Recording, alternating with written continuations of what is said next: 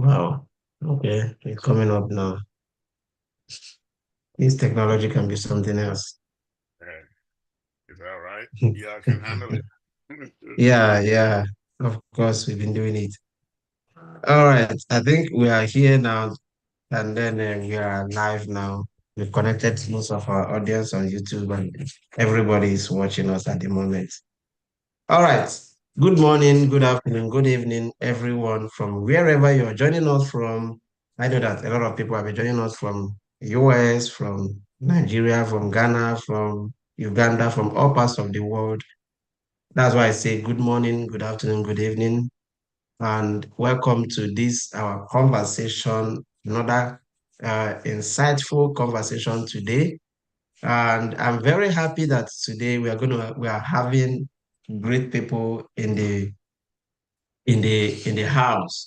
We have a very special guest who is a chief. And I was discussing with one of my friends in the background. I said, assuming this is physical, I mean, we are supposed to welcome Chief with cola nuts because that's how we do it in Igbo land. Anybody that visits your house, you're supposed to give the person cola nuts. But unfortunately, we are virtual. I mean, we can't give but we are going to give him virtual cola nuts. If the audience are there, can just do something like thumbs up or whatever to welcome Chief to the conversation today. We don't have virtual caller note. If not, just do something from the background. All right. So I would be welcoming the moderator today. I'm not going to be the moderator. I'm just going to be the host. And like we normally do, we during the conversation we'll be in the background. I'll be looking at the chat box for questions from the audience. And then also, Pascal, who is manning our YouTube channel, will also be looking at questions coming from those that are joining us through the YouTube. And at the end, when the moderator must have exhausted all her questions, we can now fall back to the general audience if they have can give them like 5 to 10 minutes if they have extra question or a question that propped up from the answers that the guest speaker is giving. So um, I and Pascal, we both of us will be on the background, will be on the chat box and be looking at questions which we might bring up at the end of the conversation with the moderator and the guest speaker. So it is my pleasure to welcome a special guest who is going to be our special moderator today, who is by name Chidema Stephanie Ume. Chidema is a distinguished broadcast journalist, a film producer, a theater practitioner, and strategic communications professional. She's currently serving as a reporter with the Arise television in Nigeria, where she covers breaking news, current affairs, and major live broadcasts, bringing insightful analysis and compelling stories, and also compelling storytelling to the audiences. She is a graduate of theater arts and film studies from the University of Port Harcourt and has built an impressive career spanning journalism, television, film production, and media communications. Beyond her professional accomplishment, Chidinma serves as the secretary of Next Generation Technology Support Foundation, where she contributes to initiatives focused on innovation, education, youth development, and rural healthcare advancement. An award-winning actress, she is a scriptwriter and communicator. Chidinma is also passionate about using media and public engagement to inform, inspire, and create meaningful impact. Ladies and gentlemen, my audience, please join me in warmly welcoming our moderator, Chidinma Stephanie Ume, Mrs. Chidinma Stephanie Ume.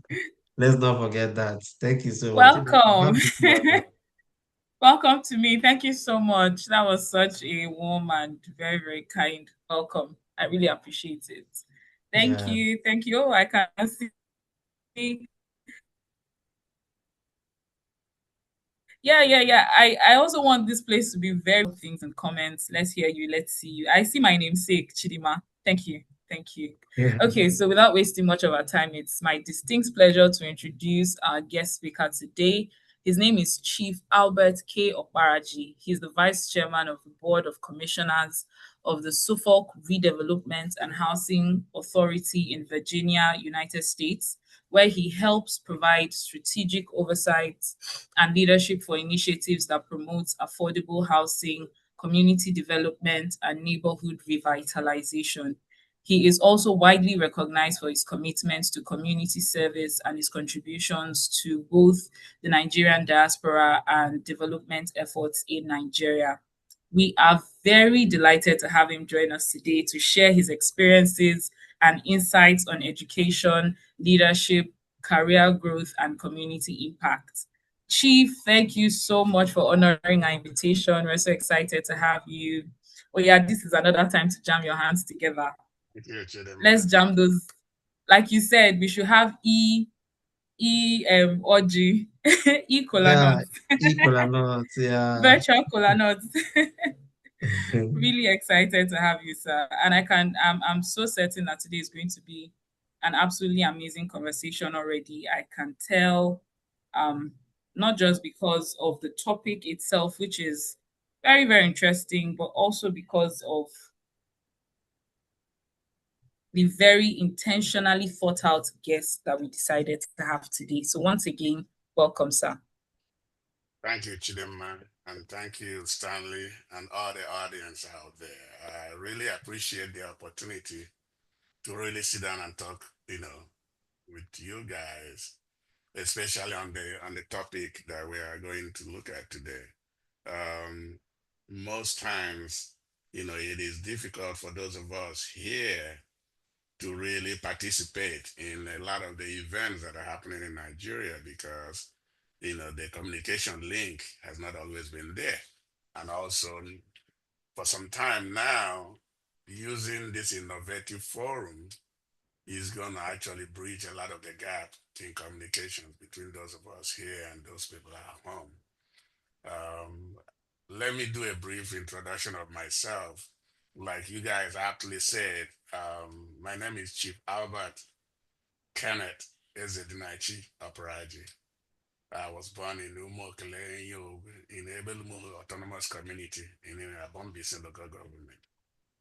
I'm not sure most of you know have actually been to Mbise before, but Mbise is a very interesting, ethnic group, and we are quite, sociable and versatile.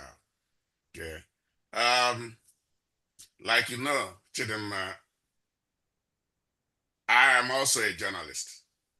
Actually, Interesting. yes, after high school, I Oh, attended Nigerian Institute of Journalism and amazing. graduated in 1991-92 said. And actually, I was the honor graduate out of that school. And I was one of the publishers of Sports Star newspaper. Maybe most of you will remember Sports Star from the 90s. It was actually a group Mm, of myself and a bunch of young managers at Elf Petroleum then that came together and decided to start publishing that sports magazine.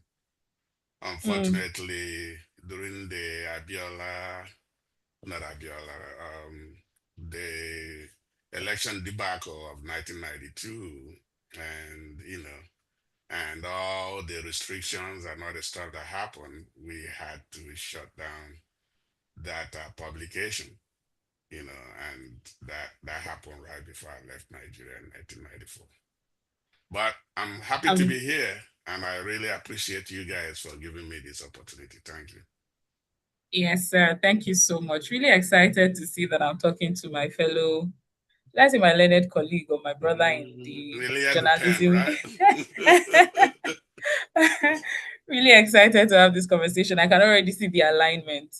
So Thank you. moving forward, I'd like to also know what inspired your journey to the United States. I mean, there are a couple of other countries that you could have decided to visit. So why specifically the United States? What inspired that journey, and what were your earlier experiences like after relocating? Well, relocating to the US was kind of easier for me because I was able to get the diversity visa lottery. Um, Wow. and because I have older siblings who are already here in the United States. But the funny thing about that was during the time I was planning on coming to the States, I had the opportunity to either going to Japan or going to France because part of my being lucky, being the honor graduate at NIJ, was that the ambassador actually offered me an opportunity to go to France and go to school. Wow. And it all happened during this period. So I decided, well, in the US, they speak English, as for one. Even though we all had basic training in French and all that other stuff. And also the fact that I have family here. So it was an easy decision. And I can still say that every young Nigerian at that time had the ambition of moving to the United States. I mean, I visited London and it wasn't my kind of a place, even though I actually ended up living in the UK for over 4 years while I was serving in the military. So, everything, always work out, you know, one way or the other. Amazing. Amazing. I mean, well, really interesting to see that, you had options at the time. What major challenges did you face while you were building your career abroad, and how were you able to overcome them? Moving from what you know to a foreign land where literally, you don't have friends, you have to start afresh, you have to carry yourself, you have to be responsible for yourself. It's always difficult for anybody. Uh, It doesn't matter how much money you have. When you relocate to a different environment where the culture, the way of life, the expectations, the rules are different, you kind of have to, set aside everything you think you know and abide by what is at the present, right? So for many people, relocating overseas have different challenges. Some of the challenges most face is some of them may not have a convenient place to stay. Some of them may not have enough money. Like somebody who wants to go to school may not have enough money to pay for education. Like when I came here, even though I had the visa lottery, when I enrolled at the University of Houston downtown, as soon as I got here, until all my papers were, sorted out, I had to pay as a foreign student, and it was very expensive, you know. So the little money I brought with me and the money that family could, gather together, I was able to pay for a year of school. But then it gave me the opportunity to actually sit down and plan out my life to figure out, okay, if I have to work 2 or 3 jobs to pay for school, and then the opportunity to join the military presented itself to me. And, despite the fact that everybody around me thought it was the craziest idea at that time, it was actually the best thing that ever happened to me. Mm, So every individual, I don't care where you're from, when you relocate to somewhere else, it's always difficult. But if you have a plan, it always works out. okay, thank you very much. Picking up from those questions, from your answer, I have two questions. First is the culture shocks that you experienced when you came in, because you, of course, we all know that when you come into a different place, there's always that one thing or a couple of things that just get you. So, I mean, from having a Nigerian background, can you just give us, few culture shocks that you experienced, and also joining the military? Do you want to answer the first one and then, or do you want me to I, just join the I two can questions? combine them all. Go ahead, finish your Okay. question. Okay, so joining the military, I mean, what was the experience like joining the US military? So let me start with the culture shock. Normally when when anybody, maybe it was just me, when that plane lands at your destination, the kind of how we thought America was. As soon as you land and you see that, it's not really what it was, right? It was a part of the shock, and the fact that people look at you and all they hear is your accent, and the challenges of trying to bridge that gap, which is what makes a lot of professionals when they get here, eh, there might not be an outright bias, but it's there, it's inbuilt. You're seen as a foreigner, you're a visitor, right? So like somebody like me who wanted to be in the mass media, it wasn't easy to break that whatever, right? So when you get here, you have to start out fresh, probably at the totem, at the bottom, and build yourself back Yes. up, right?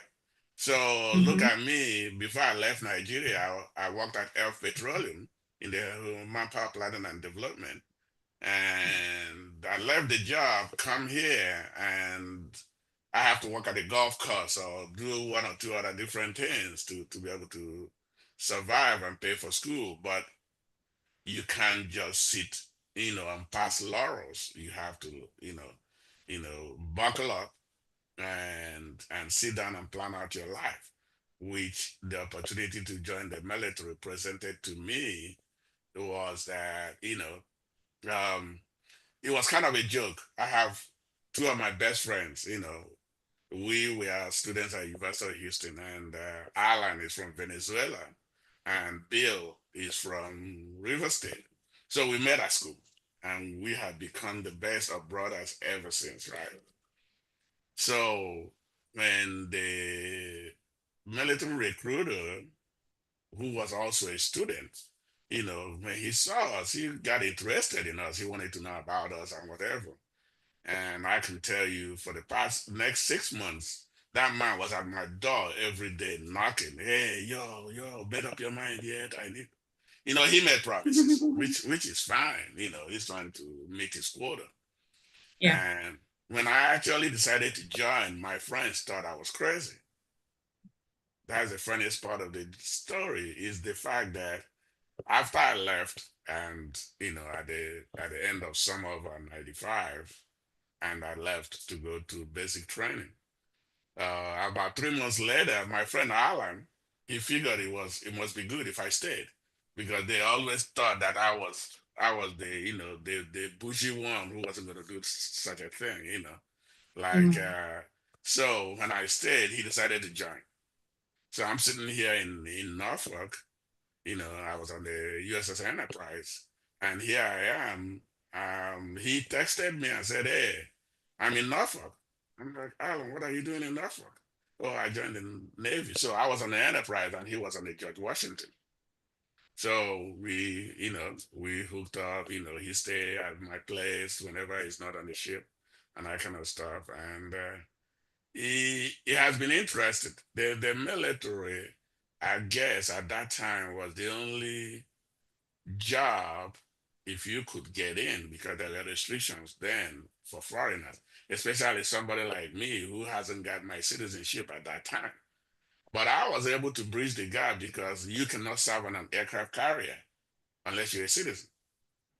But I was able to be on an aircraft carrier without actually being a citizen when I was still have my green card.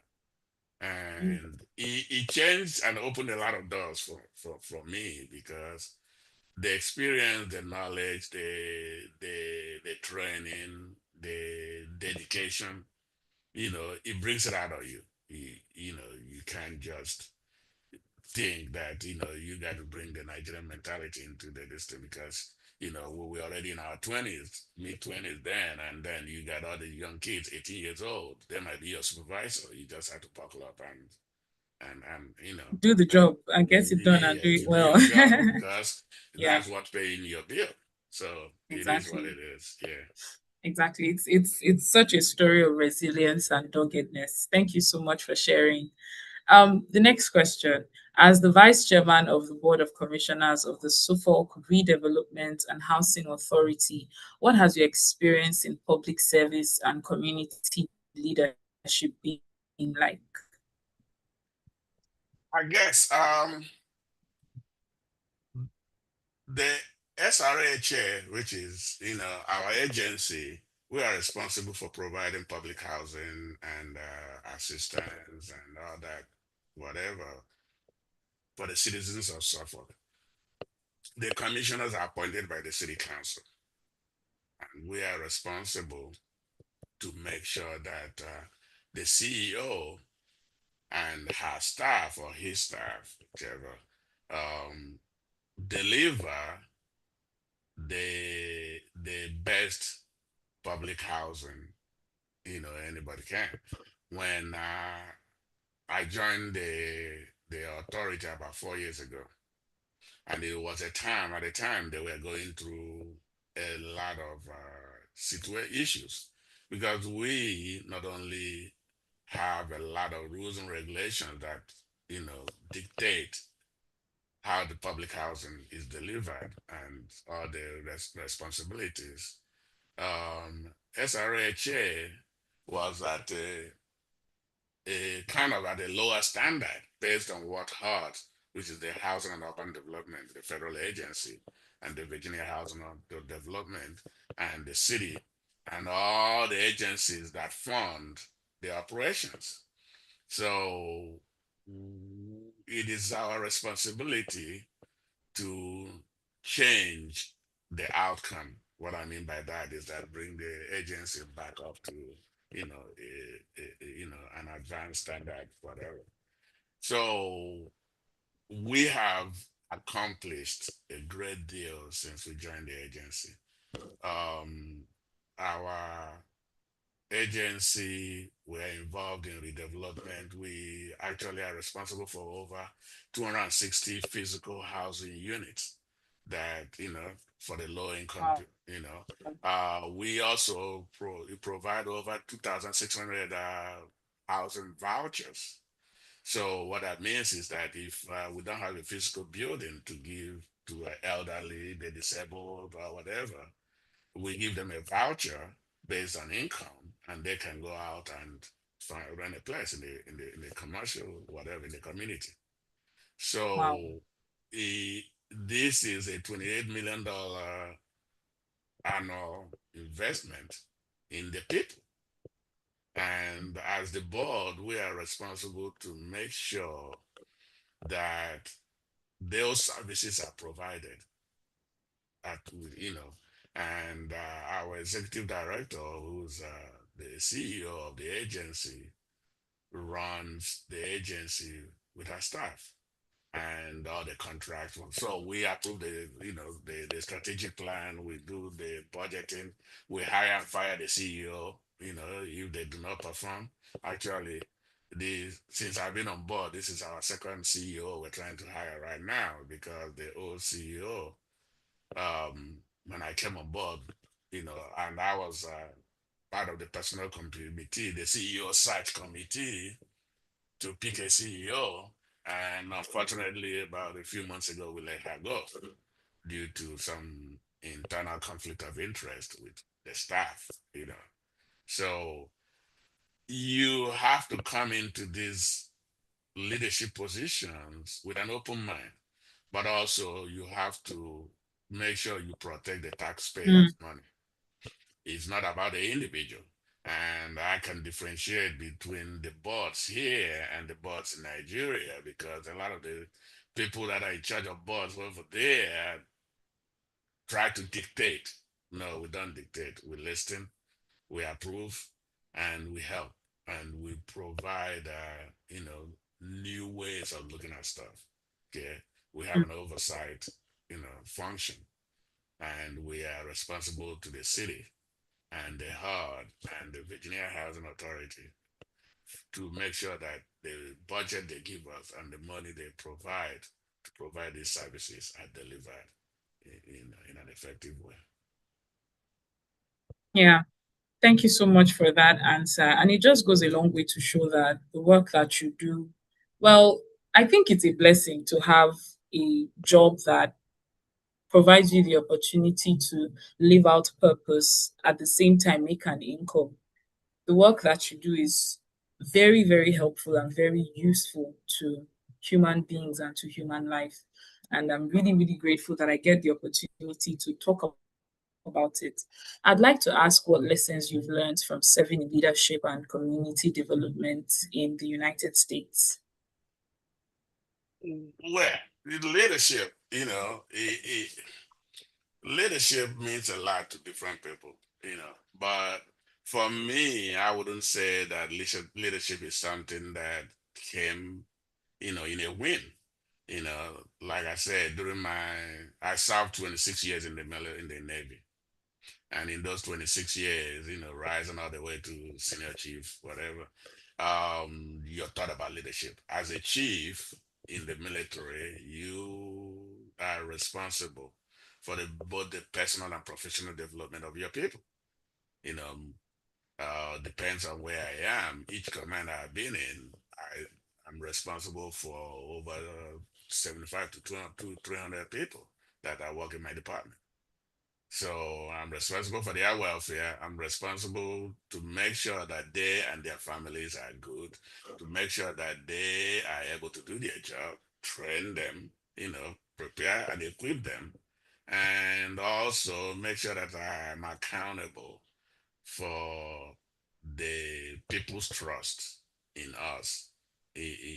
So it has never been, and people's leadership styles are different.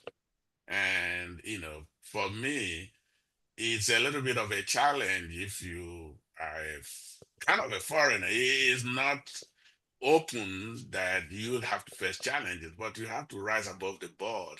You have to be able to, kind of give more to be able to be appreciated and respected in that kind of whatever. But I think we've done well. I mean, and between me and all the other Africans or the other young Nigerians that decided to join the military who happened to have had contact with me, I think I have made a very big positive whatever influence in their career and in their lives, and I could say that a lot of them always seek out because you got to need that mentorship, to make sure that you have what you need.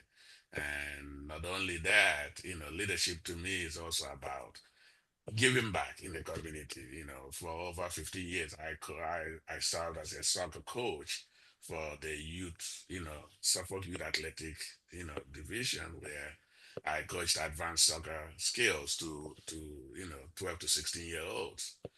So and even my kids high school, I coached their soccer for a few seasons. So it has always been about giving back. And when you give back and you relate and you interact with people, you learn more. You know, you Exactly. you you absorb, different leadership styles out there, and you develop more empathy, you develop more ways of looking at things, not from your own, parochial view, but on a view that encompasses other people. And I just don't work at the SCA. I work for the federal government right now, as an operations analyst, at the Board of Inspections and Survey, where we actually are responsible for every ship in the US fleet to make sure that they are material condition and report to Congress that they are good to go to be able to have operation. So, so it's we are in two hats, normal day I go to work, night to whatever, and you know still apply other concepts and other things along the way.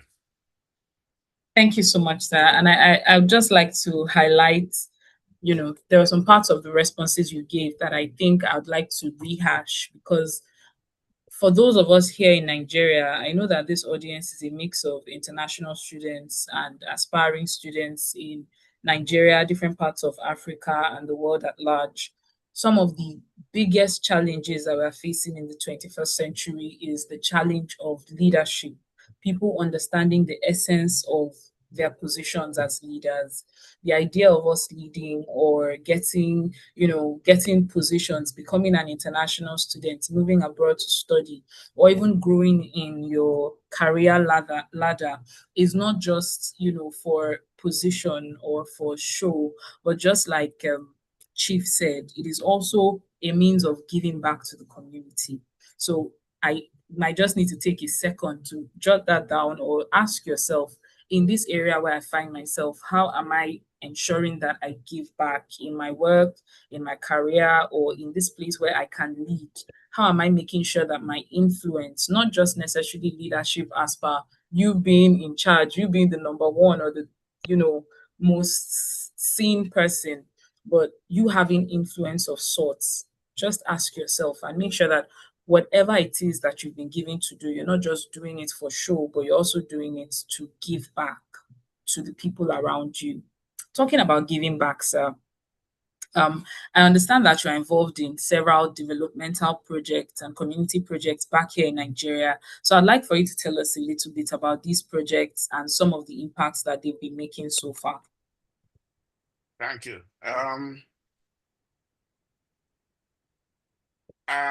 I normally do come home a lot.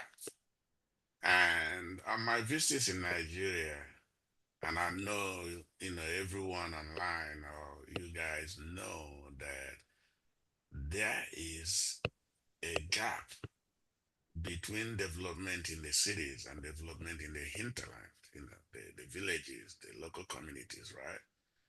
Exactly. And if you can see, starting from the late 90s, there was a shock that actually happened in the Nigerian economy, that when the naira was devalued so bad, and there became a lot of money in the economy. There was so much money floating around in the economy, but that money was not getting to the local women who are buying and Mm-hmm. selling in the villages, or the woman who's selling akara or selling puff or whatever, right? A lot of the older women, the older Amen. people, or men, that influx of money wasn't getting to them, and the cities were flourishing. But when you go back to your hometown, literally, there wasn't much going on. Yeah. There was no electricity in a lot of the local areas. And even when there's electricity, it is not constant. And nobody ever gives anybody an answer. The consumers are customers, and they deserve some kind of an answer.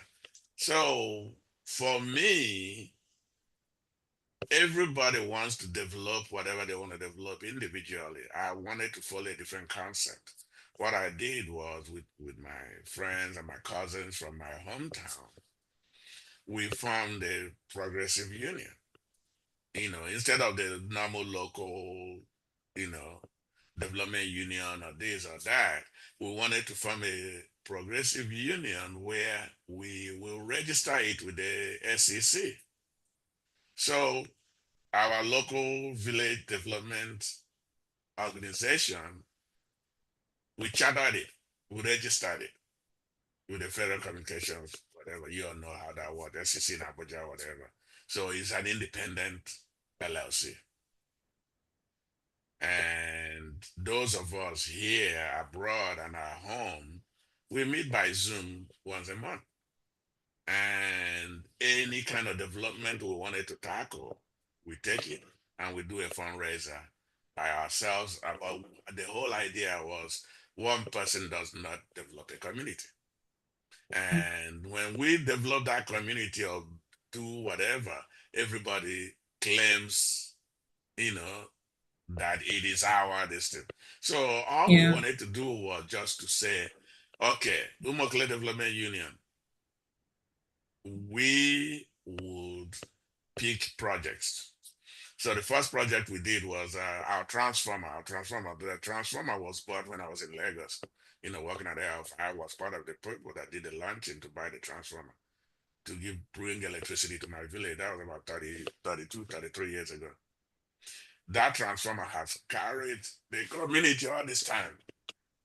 Funny enough, the community, because we built a lot of roads. Before, my community had 3 or 4 roads. So along the line, we said, no, let's, build roads so that people can, everybody doesn't have to live on those 4 main roads because it's already been overbuilt. So we decided to build another 12 roads in the community. And those roads opened up all this farmland. And people from everywhere is buying all that land and building up. So unfortunately, the progress, the development that is happening in the community has outpaced how much their transformer can carry. We had a 300 kVA transformer, and now, they were having, low current.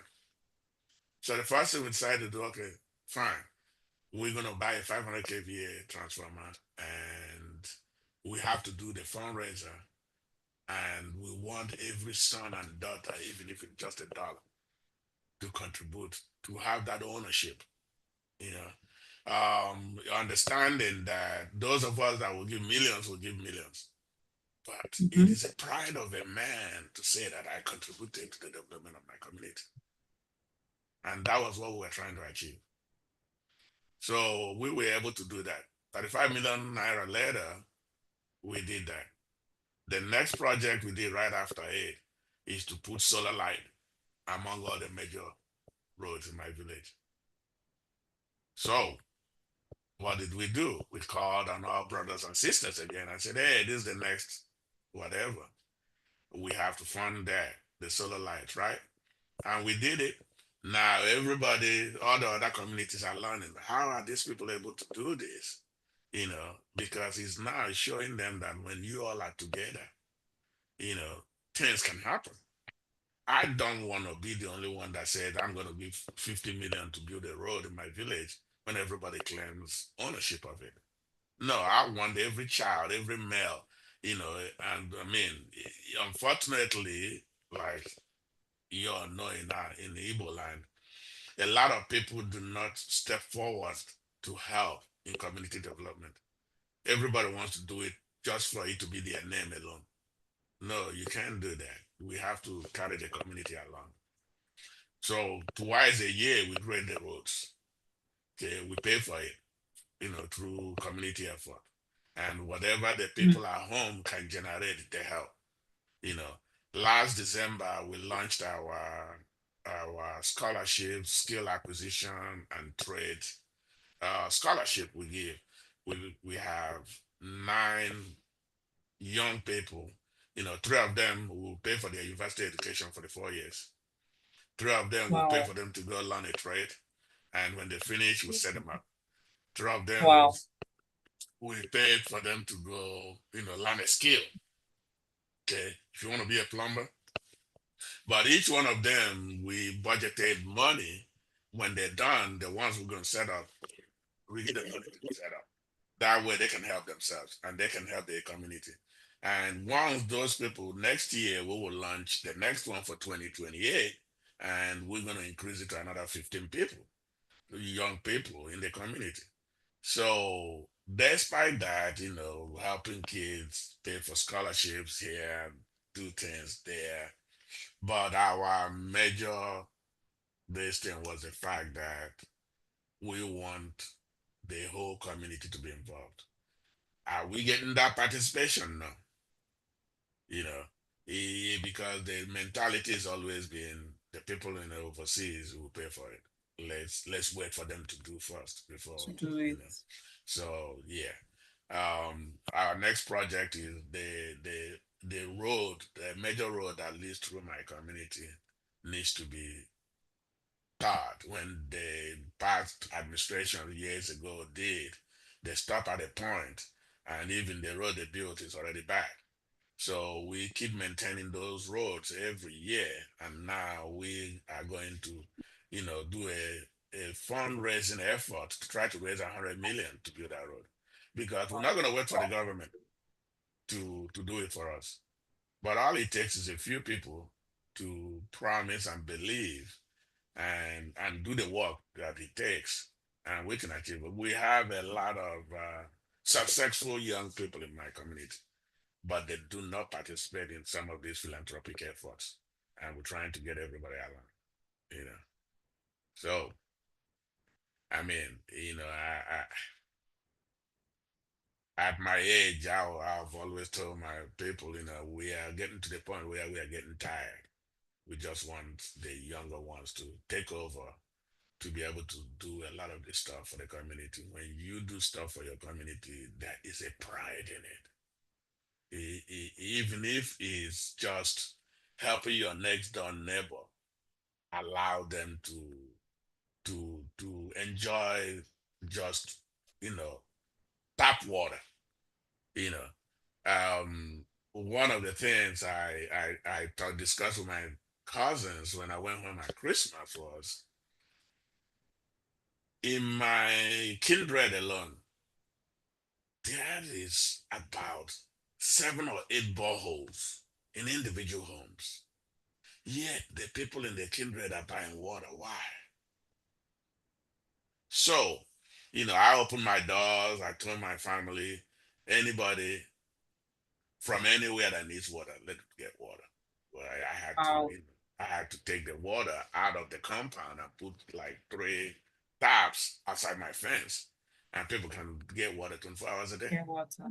As long as if the water in the tanks, run out, they'll pump more water. It doesn't cost that much other than to put diesel in the generator or whatever to do that.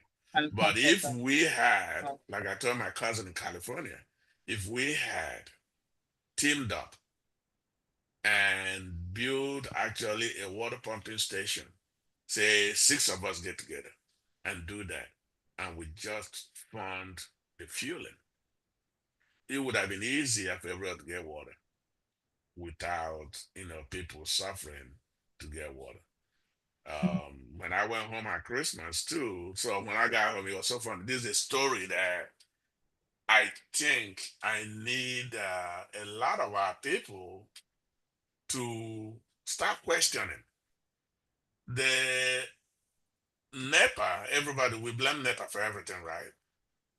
NEPA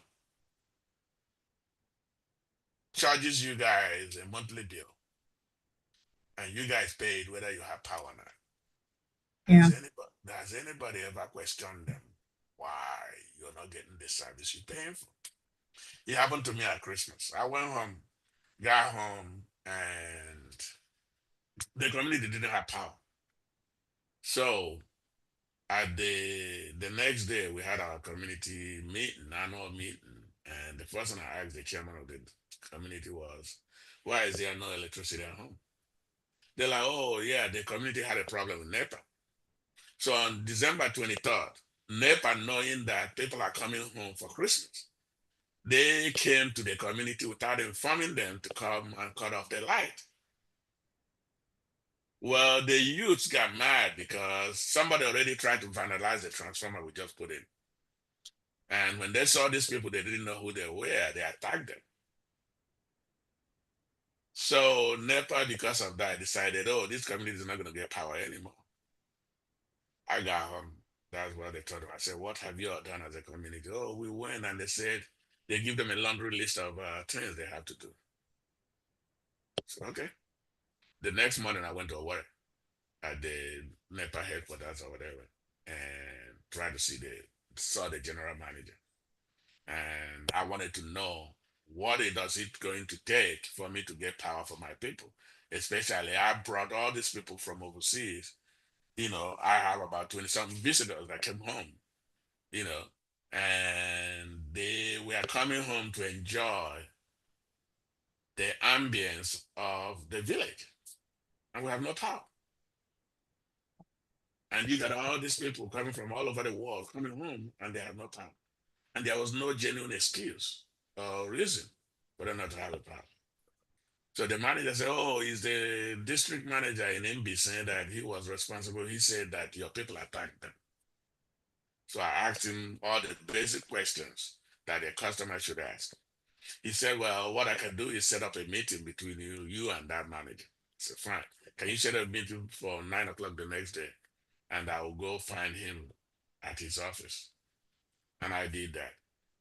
I went there and this young man was not really giving me any reason, but all it is that, oh, because they get mad at our people, okay.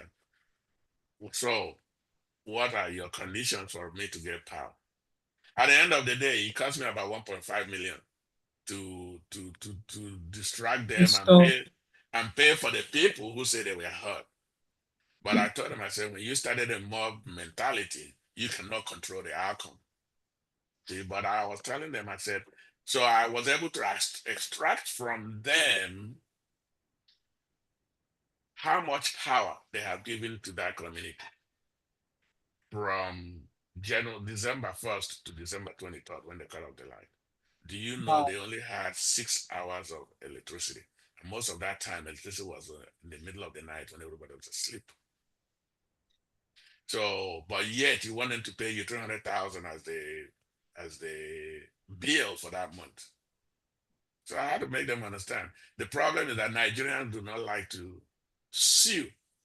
If the community takes NEPA or that whatever to court, they will win because you're extorting money from people and you're not delivering the service. But nobody wants to take that time to do due diligence and ask for accountability. To me, that is the worst thing that happens in Nigeria. We always talk about how politicians are doing this and this and that. What have the people done to extract accountability? I am mad at my brothers of the press. I'm a member of the NIJ alumni, whatever, both the school itself and my class, whatever. Most of these guys are all editors in the Nigerian newspapers. My class out of NIJ are leading the charge in journalism in Nigeria. But I'm disappointed in them because they have not done anything to push the conscience of the people or even the politicians to ask for some kind of accountability. Yeah. All we hear is that money is being spent here and there, whatever. But politics is not a way to get wealthy. Politics is for you to serve the people. The people. And even if you're a civil servant, it's for you to serve the people. Why it's not done. I mean, it's just the correct questions. Serious. Yeah. So somebody needs to, start, picking up the dust somehow and start asking these questions because that's the only way we can, none of you wants to wait for the next 50 years to see Nigeria get to where it needs to go. Definitely not. Definitely not. There's a lot of compromise happening in the society, and the earlier we do something about it, the better for us all. Because the more we keep quiet, the more it's drowning all of us at the end of the day. Yes, yes. And I must say, I deeply, deeply appreciate the amount of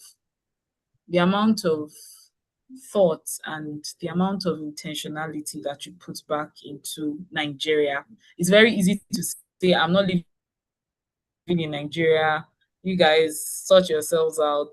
I'm not a part of the struggle, but I'm really grateful that you've taken time to contribute, to lend a voice. While you were speaking, I was also very curious because this is one problem that a lot of people that have tried to help to alleviate the Nigerian challenge face, especially when they're out of the country. Most of the time, when people, like you spoke about the transformer, people trying to vandalize property that is even meant for the community itself, how is maintenance managed? How is it that I help these people and also help them not to destroy the help that I'm giving to them? Because I think that is also a problem that, most of the time happens in Nigeria. where you need to, there's a saying that in order to help a Nigerian or in order to fight for Nigeria, you must start by fighting Nigerians. So how do you do it? The maintenance culture is one of those things we have not really learned as a people. You cannot build a skyscraper, but you didn't put out money for maintenance or budget for maintenance. It's all in planning, right? Also, so what we did when the first time we heard about the vandalism and people trying to, take the solar lights and go sell them and all that stuff, right? So we decided to invest in technology, right? Put cameras where people will not see them. So it was more money that we invested, but also we have so before all this stuff started in 2020, during the COVID, whatever, the first thing we did was we did a palliative where we here, my village, whatever, brothers and sisters here in the US, we did a palliative for our community before even people started jumping around about palliative, right? So we invested about $10,000 to buy and ship food, rice, whatever, name it, right? We did that, and at least to make sure that those men and women, elderly people in the community have food to eat. Everybody got their share. And we told ourselves that this is the time for us to actually set up a security outfit. Our community security right now, we have about 30 young men and women who keep security in my village. We built gates on every road leading into that village, whether it's from the bush or from the forest. As long as it's a road, it has a gate. Okay, and those gates are manned, and we provided, you know, tools for the young people to whatever. And I know we weren't paying them that much at that time. I think the salary we're paying them then was about 20,000, every month, just to, but it's not like they're doing it every day, you know. And along the way, we have increased their salary and whatever. And all this stuff is coming from those of us that live here overseas, channeled through the village community, whatever. So we have always had security. My village is safe. I have confidence. I go home. I don't stay, where I don't stay at a hotel or in Lagos. I go to my village. I have a home. My home is better than any hotel. So why would I abandon it and go sit in a hotel? That's just my conviction. When I was building my home in the village, everybody were telling me I was crazy. That why don't I build? If you build that mansion, where you would have done it. No, that wasn't my intention. My intention is my dad built the first modern building in my community.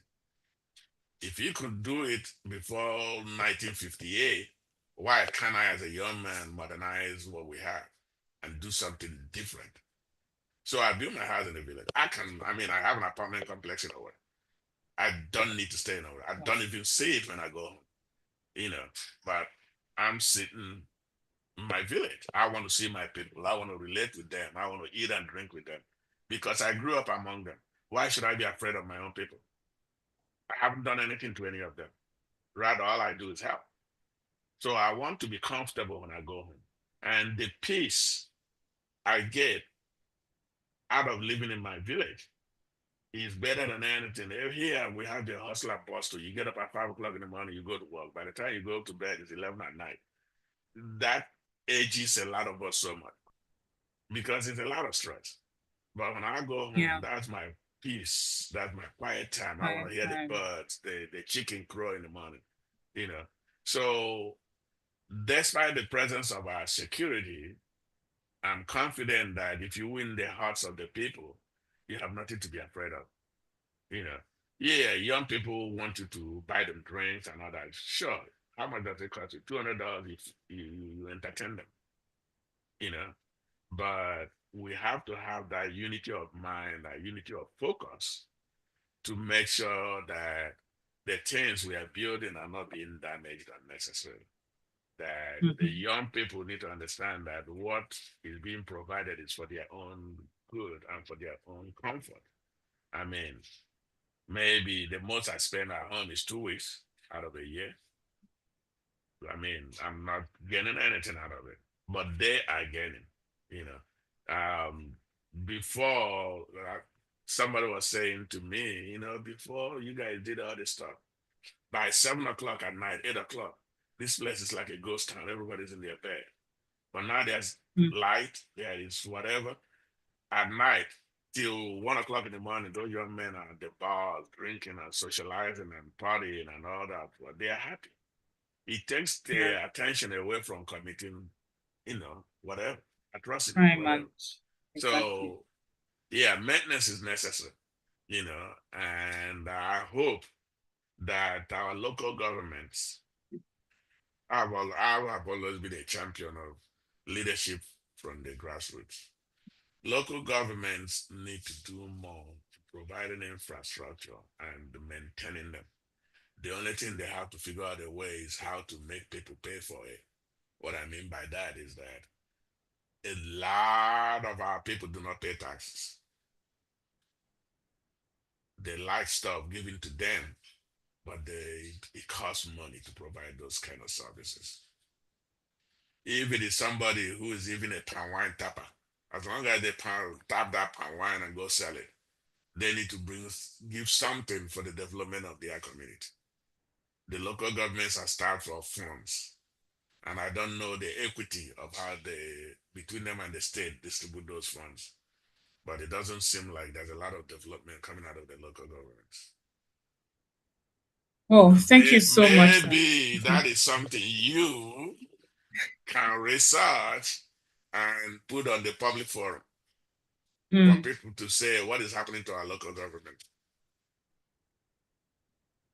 Thank you very much for that challenge, sir. I'll be taking it up. Okay, so I mean, this has been an absolutely amazing conversation. There are a lot of things that I really believe that we can still glean out of this conversation and talk about. There are many areas that I have thoroughly learned a lot of things, and I hope to apply them even to my personal life.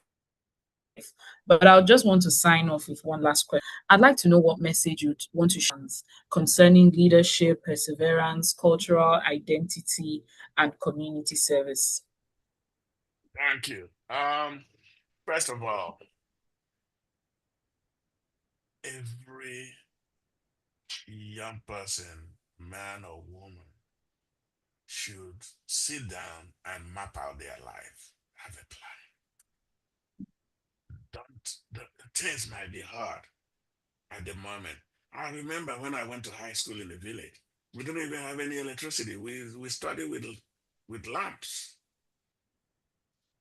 And when you get your education for me, and that was one thing challenge that my parents told us. When you are educated, I'm gonna put it in my father's slang. My father told us there was 10 of us. And imagine there was a time about 6 or 7 of us are in high school at one time or in the university at one time. Most of us were in different states. My father told us that I want you, my kids, to go to school, to be educated to where if you go to China and somebody tells you to shut up, you can tell him to shut up in 16 different languages. That was his challenge to us. And I can say that for a man who didn't have that much, he didn't go to the university, but he was smarter than most of the, you know, people I know. And he showed us leadership. He showed us how you plan. I remember growing up, 5 o'clock in the morning, there were people knocking at the gate, coming to, especially before school goes, people coming, oh, my child is going to school. I don't have money to pay the fees. Can I borrow some money? That kind of stuff. My dad would satisfy their need even if we are hungry. Because he says that the thing that kills a man is when he looks around him and he can even not even take care of his own children's needs. So, Please, Modupe Wasiu, can you mute yourself? so as far as leadership is concerned, our people, Yeah, let me.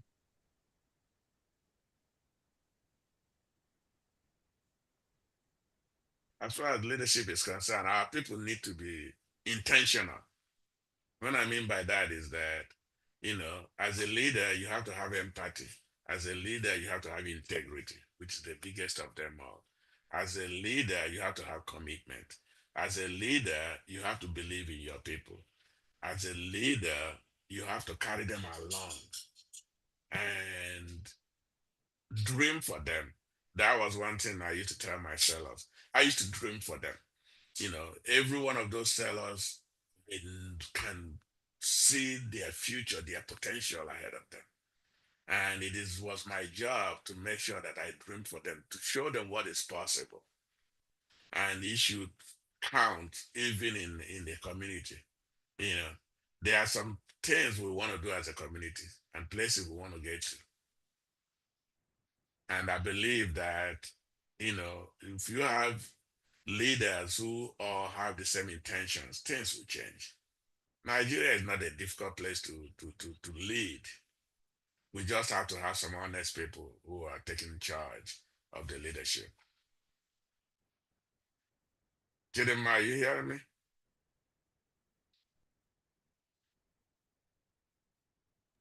Yes, Prof, we can hear you. I don't know. I can hear you from my end. Okay, good. I think they're having problem. I can hear you loud and clear, sir. Okay, good. So I just hope that we all as a people, whether you are in Nigeria or you're here in the States or any other place in the world, believe in yourself, have a plan, and okay. So somebody asked a question. Somebody asked a question about difference between leadership in the United States and in Nigeria. Leadership is leadership. The only difference is application, right? Here in the States, we have rules and regulations. Everybody abide by it. Everybody follows the rules. And nobody is given a free ride to decide or make decisions based on their own whim. It has to be according to what the rules, the book says, right? So leadership is about application. You know, a principal in Nigeria is not different from a principal in America. They may not have the same tools as far as resources is concerned, but if a principal in America cannot, there are some things they cannot do that principals in Nigeria do. Why would you take bribe from kids? Bribery is frowned upon in this country, but it looks like it is evident in Nigeria. And I know a lot of you have traveled. What is your opinion when you come through and land at Murtala Mohammed Airport and see the zoo that happens at that airport?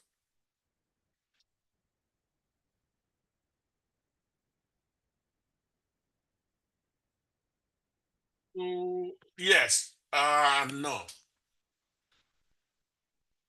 Leadership is not about position, okay? And there is a lot of books on leadership out there in the world. You know, the whatever helps you, read your magazines, newspapers, books on leadership. The Google can provide, even AI can provide you everything you need right now to understand leadership and the kind of leadership that is applicable to where you are. Let me give you an example. If you're the chairman of your town union and you're the chairman of the town union and you guys have not made a headway in whatever you guys' intentions are, whether it's cultural, traditional, whatever. And you, as the leader, is not carrying the people along or finding ways to change how things are done. Then you can ask questions. You can reach out. You can network. Okay. Nobody is the has the whole wisdom in their hands. You can learn from somebody, even a child. So leadership is leadership. It's all about application. What style you have, what style you apply, how you see yourself in that position. You cannot be a good leader if you're not a good follower. Okay. You cannot dictate to people, but you can carry them along and earn their respect for them to see you as a good leader. Stanley, any more questions?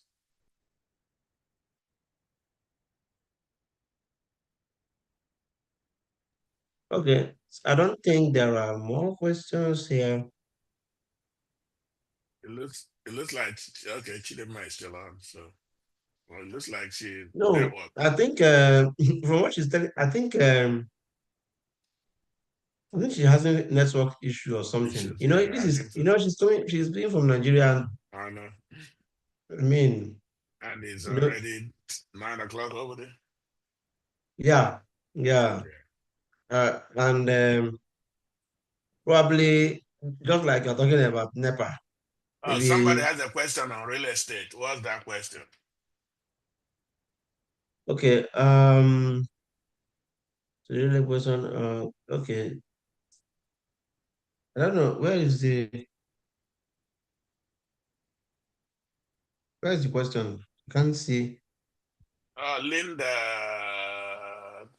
Takang, she said, please answer the question on real estate. Okay, Is it? sorry, I'm back. I had a network issue.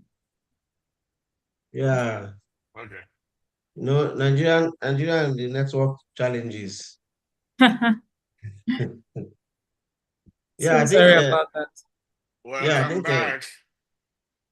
I think Chief is done with his question. I think there is another question. Okay, from Linda Takan. Should I go ahead Yeah, and read it? yeah, please. Yes, Okay, is leadership style in Nigeria different from that in the United States?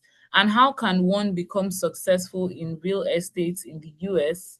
Like what steps to take, course to study, etc.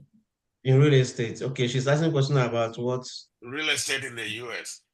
It depends on if you want to be the real estate business in the United States is structured. You have to go to a real estate course. There's a lot of companies, organizations that offer that.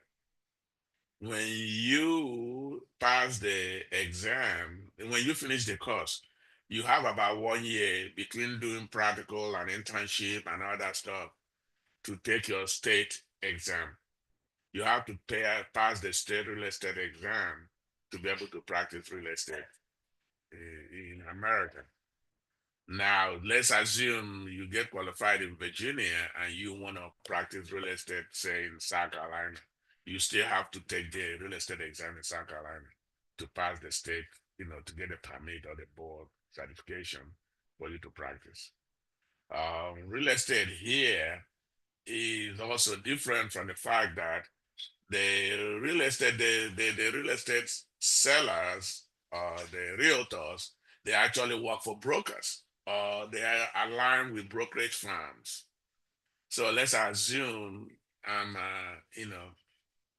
I'm with, say, Chidema's real estate brokerage firm, and I'm a realtor, and I sell. The brokerage go through them because they have the qualification, the experience, the licensing, the insurance, you know, to cover to make sure that the business goes smoothly. There's a lot of laws, protecting real estate business in America. I'm not sure there is a timeline or some streamlined process in Nigeria because about 2 or 3 years ago, my niece when she finished her youth service and she was trying to find a job, and so I sent her to a real estate school in Lagos, the Lagos Business School, and she did some real estate courses, whatever.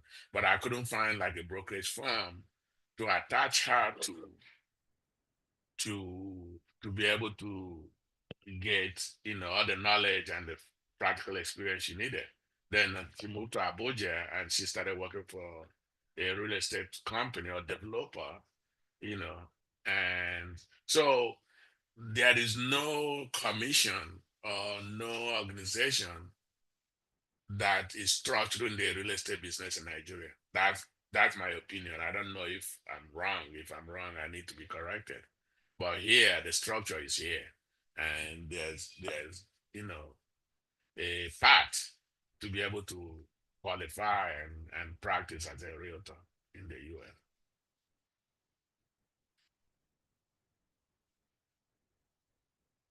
US.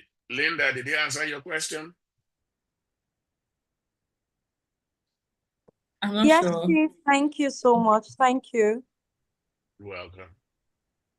And of course, the world is also a global village. So I also want to encourage you, to just search online, do your research. And of course, I believe, because before doing this, I had to go check out Chief on LinkedIn. So I also hope that you follow him on LinkedIn and just glean from his wisdom, or you can also shoot a message to continue And a few of these conversations. my LinkedIn page is about 7 years old. I haven't updated it. Oh, But wow, that's okay. 7 years. Wow, Mm, you've been in the game for a while now. yeah. So I All think right. I'm gonna put an AI picture of myself in there. No, the one I saw there actually looks good. It Yeah, looks good. Thank you so much, sir. It's just been amazing talking to you. Thank you. I really appreciate this opportunity, and I will personally try to shoot you a message on LinkedIn. please Hope do. you. I Yes, sir. will. Okay. Yeah. The notifications come to my phone every second of the day, and All right. for those of you, the LinkedIn and a lot of these other tools, and even the advent of AI, you can do wonders with those tools, you know, and we did podcast and a lot of other opportunities. I hope that young Nigerians will start looking into technology from a 21st century perspective and delve into it. It might cost money, but the reason why I can tell, and I know I'm not wrong, a lot of Nigerians in the diaspora are kind of hesitant in coming to do big investment in Nigeria because they feel like the trust is not there. I know some of my friends who came to Nigeria started businesses, and it was not successful because the people they left it with, you know, abused Mismanaged. their trust, mismanaged their trust. So this is the time, you know, for young Nigerians to start looking into ways. How can we, you know, change that perspective that way, and if somebody earn money and give it to you to look after or to do business for them, please take care of it. Do your best.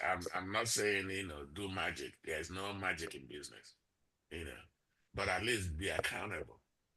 It might change a lot of things because everybody is waiting for the government to come and do the investment. It doesn't work that way. Cities are not that built that way.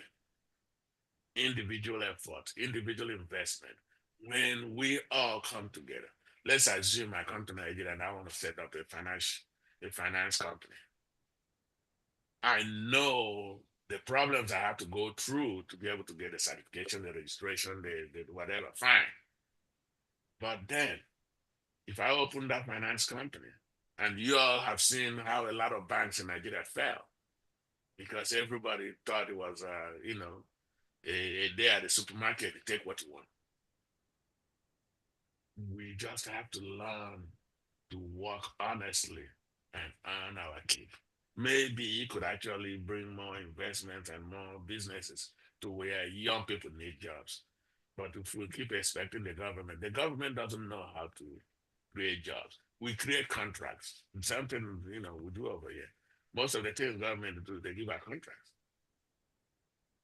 And those That's contractors true. will hire people, Yeah. and those of us that are in civil service, we manage their contract and make sure that the performance is done. We perform to the whatever of the contract. So Mm. nobody should be expecting the state or the federal government to have lines of people or whatever only for one or two jobs, which probably have already been given to somebody. You know, That's true. that's not the job of the government. The job of the government is provide that infrastructure, to provide the rule of law, to provide, you know, better ways so that people and businesses will thrive. Thank you so much, sir. Thank you Yes, for ma'am. this clarification. I really appreciate. And of course, I wanted to also add, sir, you said that you had 27 delegates to your village. How about we make it 28 this year? Because after hearing about your community and the work that you've done in your village, I really, really want to, visit and see what it looks like eventually. When I come home next time, I will personally extend an invitation. Be Yay! that way, the way, even eh, with a lot of our community efforts. Every year, the whole, sons and daughters are overseas everywhere from all over the world because everybody come home. Mm, We meet and we review our year to see what have we done, the plans we put in place, the things we wanted to accomplish. The people at home will give us accountability, you know, and we now devise or design what is the next thing we're going to accomplish for the next year. You know, our efforts, this year we've done most of the stuff except two of them. We have, I don't know in your place if you all know what the ELA is, which is the man-made pond where all the rainwater and runoff water congregate because my village is more in a hill. And if we don't, clean up that EL and take all that potter and other stuff out every year, the water the EL will fill up quick and the water will run off on the road and then you have potholes and other stuff, right? So those are efforts we do every year to make sure that our states are cleaned every year. This year is on our target because of all the whatever happened, they haven't accomplished it yet. So between now that there's, before the rain start getting bad, I think the excuse they gave us was raining already. But that's the next project we have. And I hope it will be accomplished before we start grading the road before the Christmas holiday again. That kind of stuff. So but you'll get an congrats. invitation. Yeah. Did you hear that, guys? Thank you so much. Thank you. Thank you. So I'm going to be handing Congratulations in over to. advance. Thank you. Thank you. You're I'll be handing welcome. over to you now. Thank you so much. You're welcome. Yeah, thank you so much, Chidima. You have really done great job. You have really did this well. And also thank you, Chief, for those insightful We didn't talk about responses. organic, No, yeah, I think we but didn't that's say fine. much. You remember Okay, organic. okay, You see what we're yeah, doing. yeah. Okay, can we just like maybe in the next 2 to 3 minutes, just tell us just an overview of because there is an organization here in Virginia, in Norfolk, Virginia, where Igbos come together and we. So can you just like generally tell us a little bit about Ogenendi Igbo Cultural Association? So, Ogene Cultural Association is an organization comprising every son of Igbo land here in the Hampton Roads area who is a voluntary organization who wish to join us. We are the premier organization and we're about to hit 25 years of existence.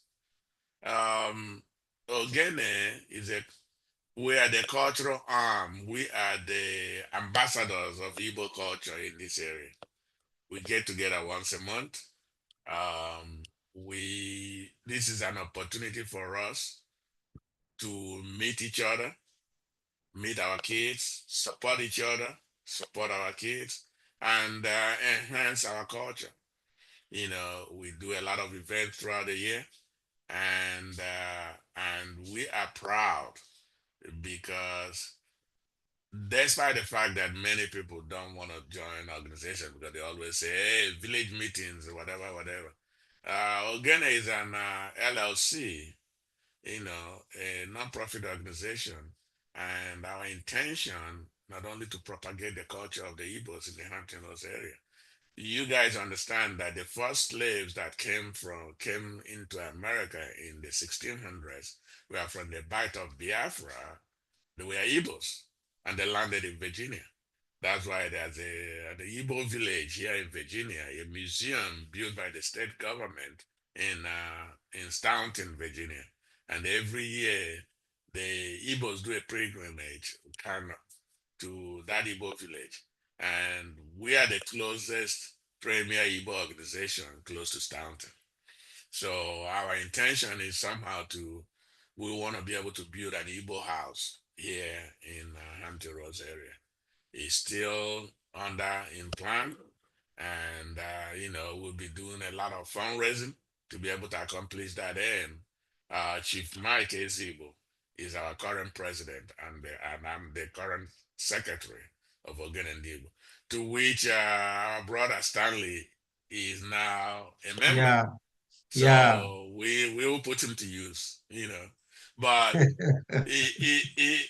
we understand that everywhere in Igbo are around the world, they find each other. And our Yes. intention is not only to propagate our culture, but to make sure that our children that we're having here do not forget about who we are and how we live and the things that make an Igbo man different. Thank you so much, Chief, for providing that insight. I mean, I must confess that Ogene is actually one of the best organizations I have identified myself with. Within a short time I've been in. I've been in Virginia for close to a year now, but I I was actually looking for an organization where I can meet people from the same place, and Mhm. I couldn't until I found Ogene. Being a member of Ogene is one of the best things that has happened to me this year, and I'm very, very happy to identify with them because it makes me to see home outside home. Yes, When you yes, travel it does. all the way from Nigeria to this place, you are far away from home. But when being with these great men, it makes me to feel that I am in Nigeria. So somehow I'm not missing home. It's true. It's true. And Yeah, it's the same for a lot of us because that's socialization. That one time we meet in a month. Because, yeah, throughout the month, everybody's chasing their future, taking care of their families. That 3, 4 hours we spend together is the only time you can exhale as an Igbo man, really. We can come in and crack jokes on each other, is understandable. And he has a form of positive psychological impact in all of us because you can't live in a society where from month to month you cannot interact with anybody. You know, yeah, we go to each other's events, we support our children. If I'm somewhere and I see Stanley's kids and I know they are my brothers and kids and whatever, I'll take care of them, you know. And that kind of network is is very, very vital, in a place like this. All right. Thank you so much. And then thank you also to our audience for being part of this conversation. I can see a lot of people, I can see some people who joined us here in the Zoom, and then some others join us from the YouTube channel and all of that. So thank you guys for being part of this conversation today. And also thank you also, Chief, for providing these insightful answers to our questions. At this time, I want to say I want to thank God Almighty who has helped us to go through the month of May. I think tomorrow we are moving into a new month. So we are grateful to God for bringing us to the end of the month. And I continue to thank God. And then to all our members, we are going to still have another conversation, maybe sometime very soon. So we're going to bring another great person from Ogene Ndibo Cultural Association. We have a lot of great men there. And we're also looking forward to even get some great women from the women women part arm. who Yes. will also be part of this conversation. So as we move on, we will be bringing you guys more wonderful people to have conversations with who will share their own stories, because everyone has their different unique story. Just like Prof, the last time he came, he gave us his own unique story and everything. So thank you, Chief, and thank you everyone for your active participation. Thank you Let me all. I end it really here now. appreciate you guys for this opportunity. Thank you, Stanley.